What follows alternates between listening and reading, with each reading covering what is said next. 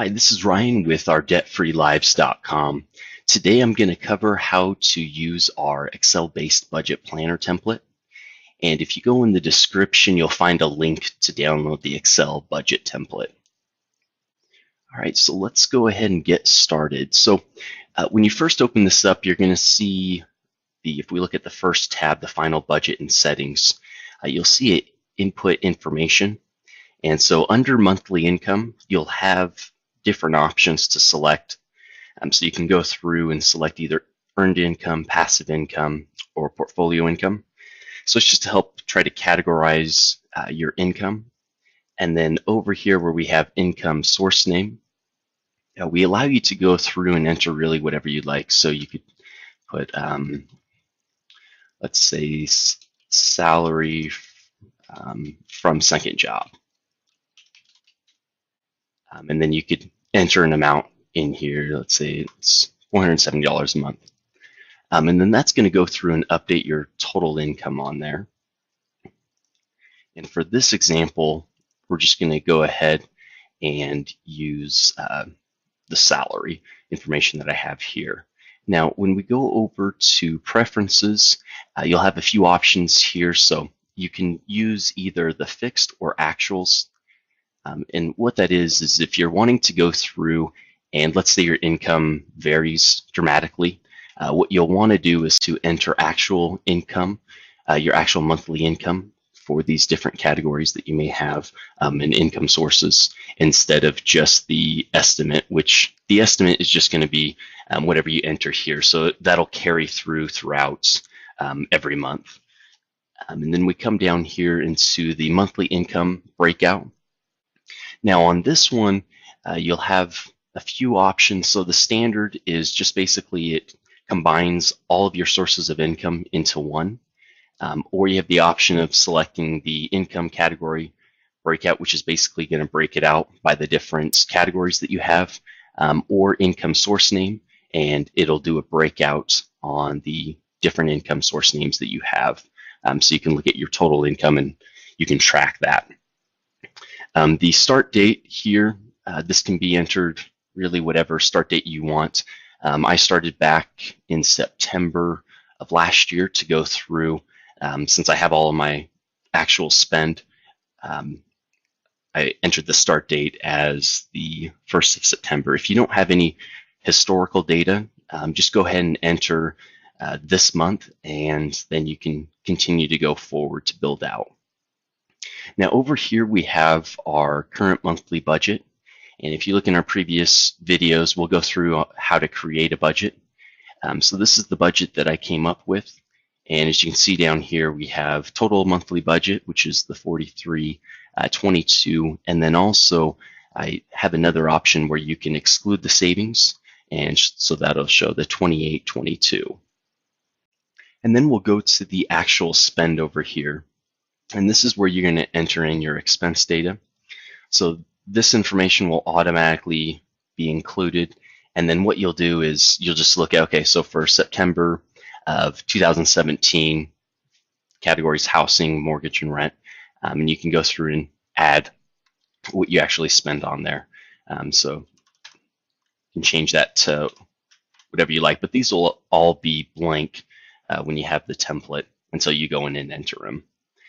And so once you've entered your expense data, then we go over to the budget review. And then this is actually just a dashboard that goes through and breaks out really what you've spent your money on over the last few months. And again, it's all going to be dependent upon the data that you have in there already.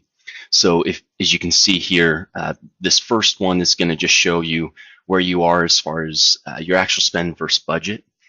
So you can see here we were under budget, and then with the different categories, it'll show you exactly where you're at. So with if you see it's in the green, you came in right where you should have been. If you're over here, for example, you're going to see that you actually spent less than what you're expecting. And then anything obviously in the yellow or red is something maybe you should look into further. So this right here is going to be just again, a quick summary. Same with this over here. So this is going to have a little bit more information about your income, and this will have the historical information on there also. So you can see here the net income for the month of November 2017. My total expenses was 47%, $1,500 savings, so 27% went to savings. And then your cash balance is actually, so as you can see here, it's 27%. And again, this is basically what you have left over after you've gone through and paid all your expenses and your savings account, or I'm sorry, anything that you added to savings, any remaining balance, or if you overspent, you'll see that information here. And then if we look over here, this is going to show you just the last 6 months. So it's a quick breakdown so you can see what your total expenses were for the last 6 months.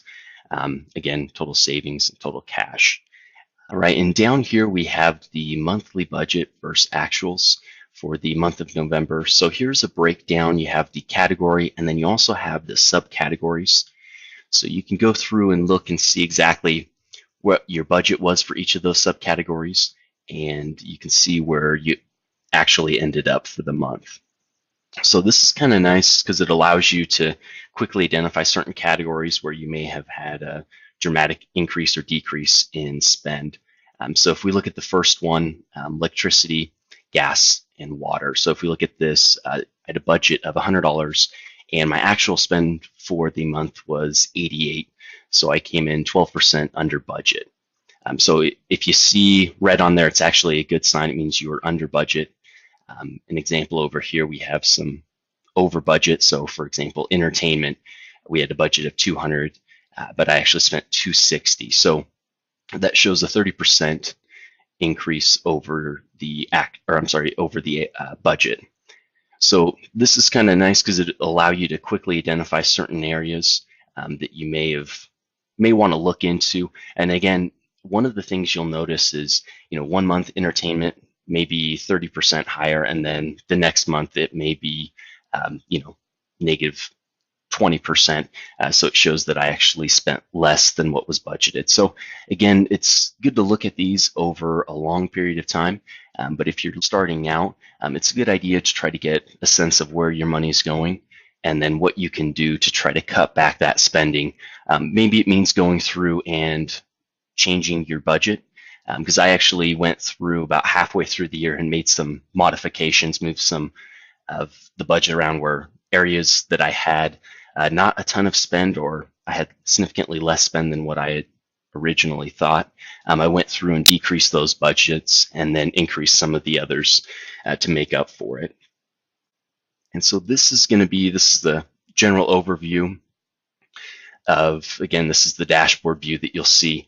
And as you go over here, now we have the settings and views. And again, as we go through and build this out, there will be more features. So this, again, is just the first go around, if you will, with our budget calculator template. So in this area, you can go through and you can change the months. We can look at December and see, okay, excuse me, see exactly what's going on. So for the month of December, I was over budget by 108%.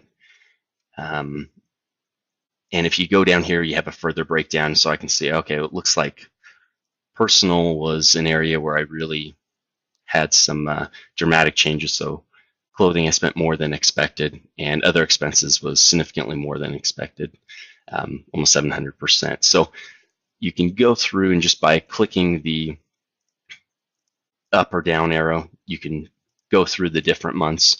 And you'll notice, the amounts up here will all update, and it'll vary depending on what your actual expense was. So for that, it'll allow you to quickly identify which areas you're doing very well in and which areas you could use some improvement. All right, so this has been a quick overview of our budget planner template. If you do have any other questions, or if there's any other features that you'd like to see with this tool, please send us an email. You can go to ourdebtfreelives.com, and we have a feedback center that you could click on and provide any feedback or any things that you'd like to see added to this tool.